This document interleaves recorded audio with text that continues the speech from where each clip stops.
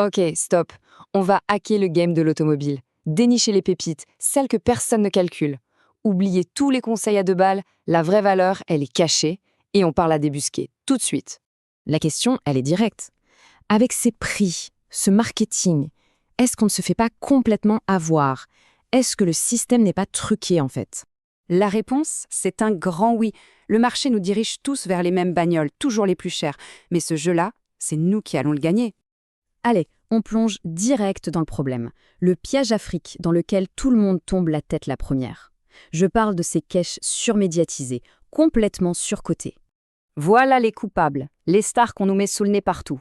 Ils dominent les sentiers, c'est vrai, mais ils dominent surtout les factures. Solides, ouais, peut-être. Mais le meilleur plan, loin de là. Et on va voir pourquoi.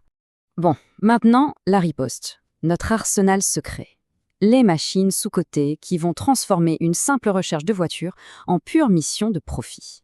Premier sur la liste, le Suzuki Samurai. Un nom qui respire la simplicité, la robustesse à l'état pur. C'est le secret le mieux gardé des vrais connaisseurs, complètement snobé par la masse. Et c'est exactement ça qu'on veut. 63 chevaux, ça a l'air ridicule, hein? Et bah c'est ça le piège. On veut nous faire croire que seule la puissance brute compte. C'est complètement faux. Et voilà le résultat concret. Pendant que les gros 4x4 frimeurs sont plantés dans la boue, le samouraï, lui, il danse. Il est léger, agile, il se faufile partout. C'est l'agilité qui écrase la force brute. Voilà la stratégie. On continue. On va défoncer un autre mythe. Ce truc qu'on entend partout. Un SUV, c'est forcément plus pratique qu'un break. C'est juste une gigantesque illusion marketing. Les faits. Rien que les faits. Le break Volvo V90 a plus de volume de chargement que leur propre SUV, le XC190. Je répète, plus d'espace, une meilleure tenue de route et ça consomme moins. Fin du game pour le mythe du SUV. Et maintenant, on s'attaque au piège le plus coûteux de tous, le logo. Cette citation sur la Kia Stinger résume tout parfaitement. Il y a ceux qui payent pour un badge et ceux qui payent pour de la vraie performance. Mais sérieusement, qui s'intéresse encore au logo ? L'important, c'est ce qu'il y a sous le capot. Le reste, c'est juste de la frime, du marketing pur et simple. Alors oublions un peu les préjugés et regardons la bête qui se cache derrière ce fameux logo. La Kia Stinger GTS. Une machine conçue pour chasser les Allemandes sur leur propre terrain. Moteur, un V6 biturbo. Le résultat ?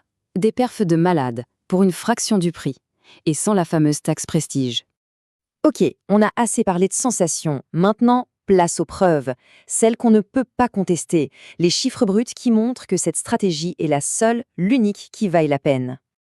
Et là, c'est le chaos. Regardez-moi ça. Une Mazda 6 de 2018. Fiable, stylée, performante. Son prix en occasion est juste ridicule.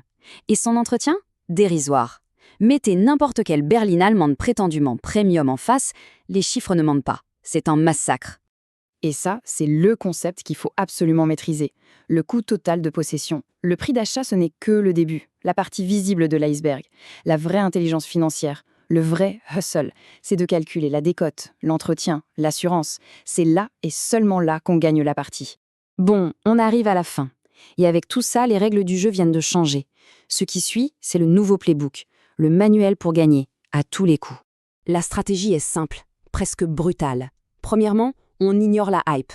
Deuxièmement, on va chasser la performance là où personne ne regarde. Troisièmement, on se fie aux chiffres, pas au logo. Et le plus important, quatrièmement, on transforme leur perte en notre profit. Voilà, les règles du jeu sont brisées. Ce playbook, c'est plus qu'un guide, c'est une arme. Le marché de l'auto n'est plus un piège, c'est notre terrain de jeu. Maintenant, les cartes sont entre nos mains. Alors, quel sera le premier coup ? La chasse est officiellement ouverte.